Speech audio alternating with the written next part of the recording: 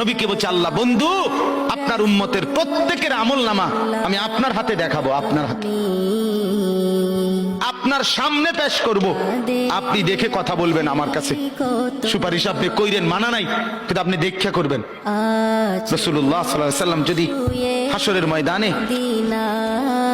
এরকম আমলনামা খুলে উল্টায় আর পৃষ্ঠার পর পৃষ্ঠা দেখে ফজর নাই, জোহর নাই, আসর নাই, মাগরিব নাই, ঈশা নাই, শনিবার রবিবার, মদ জুয়া, অবৈধ উপার্জন, গান বাদ্য, নাটক, সিনেমা, জিনা, ব্যভিচার, বেহায়া, বেপর্দা সব উল্টায়, আল্লাহর নবী সাল্লাল্লাহু আলাইহি সাল্লাম তখন বলবে উম্মত কি এটা?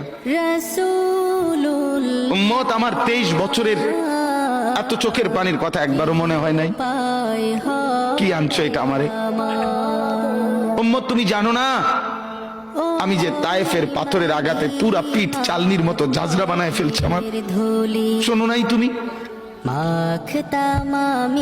আমারে যে উহুদের ময়দানে দান দান শহীদ করে রক্তাক্ত করছে, তুমি শোনো নাই? আমি যে 14 দিন পেটে ক্ষুধার তাড়নায় পাথর বানছিলাম, উম্মত তোমার মনে নাই?